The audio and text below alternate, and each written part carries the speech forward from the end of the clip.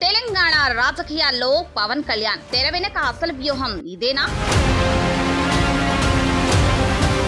ఊరికనేరారు మహానుభావులు అని పవన్ కళ్యాణ్ ఏదో యథాలాపంగా తెలంగాణలో అడుగు పెట్టలేదు. దాని వెనక ఎవరు ఊహించని కోణం ఉంది. మున్ముందు పెద్ద కథ నడిపించడానికే వచ్చారు. తెలంగాణ నవ నిర్మాణ సంకల్ప సభ పేరుతో సరిగ్గా తెలంగాణ ఆవిర్భావ దినోత్సవం రోజే అడుగు పెట్టారు. నిజానికి 2వ తేదీన జనసేన సాధక్ సమ్మేళనం పోస్టర్ రిలీజ్ కాగానే కాంగ్రెస్ ప్రభుత్వం రియాక్ట్ అయ్యింది. సాధారణంగా అయితే అంత రియాక్ట్ కానవసరం లేదు. ఎందుకంటే తెలంగాణపై నరాన విద్వేషం నింపుకున్న మనిషి అని పవన్ కళ్యాణ్ గురించి సగటు తెలంగాణవాదికి తెలుసు. లేకపోతే ఎక్కడో కోనసీమలో కొబ్బరి చెట్లకు తెగులు సోకితే అది తెలంగాణ వాళ్ల నరదిష్టి అనడం ఏంటి? మనిషిన్న వాడికి ఎవరికైనా ఆ సమయంలో తెలంగాణ అనే పదం వస్తుందా? మరి పవన్ కళ్యాణ్కే ఎందుకు వచ్చినట్టు? సరే, అది పక్కన పెడదాం. అలాంటి పవన్ కళ్యాణ్ ను కాంగ్రెస్ పార్టీ ఎందుకు ఫోకస్ లోకి తెచ్చింది? పైకి మాత్రం పవన్ ను రాష్ట్రంలోకి రానివ్వం అన్నట్టుగానే ప్రవర్తించింది. లోన మాత్రం పవన్ కళ్యాణ్ కు హైప్ పెరిగేలా చేసింది. ముందుగా పవన్ కళ్యాణ్ సభకు అనుమతి ఇవ్వలేదు. కోర్టులోనూ బలంగా వాదించింది. ఎందుకంటే అంతే బలంగా పవన్ కళ్యాణ్ రియాక్ట్ అవుతారని తెలుసు కాబట్టి. అన్నట్లుగానే పవన్ కళ్యాణ్ సీరియస్ కామెంట్స్ చేశారు. తెలంగాణలో జనసేనను బలోపేతం చేస్తామని, రాబోయే ఎన్నికల్లో ఒంటరిగానైనా పోటీ చేస్తామని ప్రకటించారు. ఒంటరిగా అధికారం చేపట్టే స్థాయికి ఎదగడం తక్షణ లక్ష్యం కాకపోయినా గణనీయమైన సంఖ్యలో ఉన్న ఆంధ్ర ఓటర్లను, ముఖ్యంగా కాపు సామాజిక వర్గం యువతను ఒక తాటిపైకి తెచ్చి ఓట్ బ్యాంక్ సృష్టించుకోవాలనేది పవన్ ఆలోచన. ఈ గ్రౌండ్ ప్రిపరేషన్ పరోక్షంగా ఎవరికి లాభిస్తుందనేది ఇప్పుడు అసలు ప్రశ్న. ఒక వర్గం విశ్లేషకుల ప్రకారం పవన్ తెలంగాణలో యాక్టివ్ అయితే అది అంతిమంగా అధికార కాంగ్రెస్ కే, ముఖ్యంగా ముఖ్యమంత్రి రేవంత్ రెడ్డికే లాభం.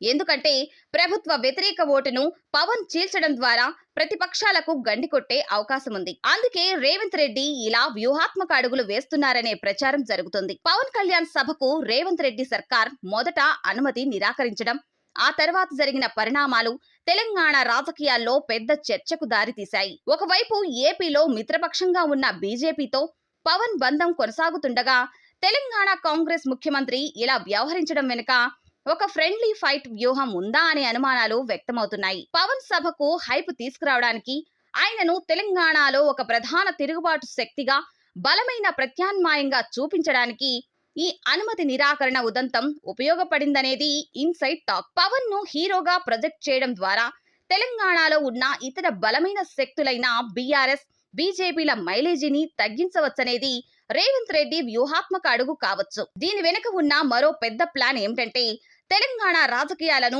ద్వైపాక్షిక పోరుగా మార్చడం. ప్రస్తుతం రాష్ట్రంలో Congress versus BRS versus BJP అనే త్రిముఖ పోరు నడుస్తుంది. కానీ రాబోయే రోజుల్లో ఈ వాతావరణాన్ని మార్చి కేవలం కాంగ్రెస్ వర్సెస్ జనసేన లేదా వారి అనుకూల శక్తులు అనే బైపోలార్ వాతావరణాన్ని సృష్టించేందుకు ఒక నిశ్శబ్ద ప్రయత్నం జరుగుతున్నట్లు కనిపిస్తుంది. భవిష్యత్తులో కాంగ్రెస్ జనసేనల మధ్య ఒక పరోక్ష అవగాహన కుదిరినా ఆశ్చర్యపోనక్కర్లేదు. పవన్ కళ్యాణ్ తెలంగాణలో ఎంత బలంగా వినిపిస్తే అంతగా సెటిలర్స్, యూత్ ఓట్లు జనసేన వైపు మళ్లుతాయి. దీనివల్ల సాంప్రదాయకంగా ప్రతిపక్షాలకు పడే ఓట్లు చీలిపోయి అంతిమంగా అది కాంగ్రెస్ కు సేఫ్ జోన్ గా మారుతుంది.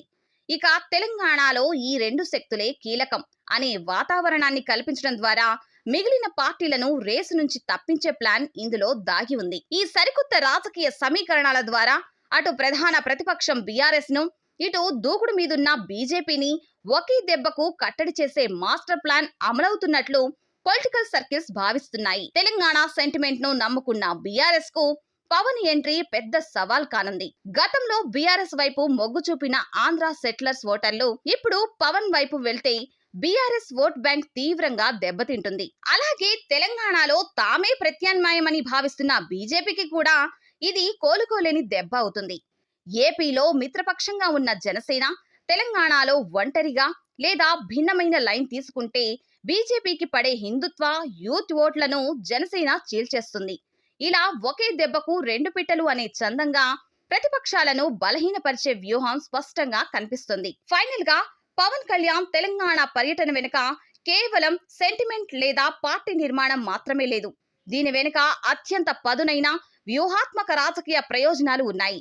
రేవంత్ రెడ్డి వ్యూహాలు, పవన్ కళ్యాణ్ ఇమేజ్ కలిస్తే అది తెలంగాణలో సరికొత్త పొలిటికల్ ల్యాండ్స్కేప్ ను ఆవిష్కరిస్తుంది. అయితే తెలంగాణ ఓటర్లు ఎప్పుడూ అత్యంత చైతన్యవంతంగా ఉంటారు. ఈ తెర వెనుక సమీకరణాలను వారు ఎలా అర్థం చేసుకుంటారు? రాబోయే రోజుల్లో ఈ వ్యూహాలు ఎలాంటి సంచలనాలకు దారితీస్తాయో చూడాలి.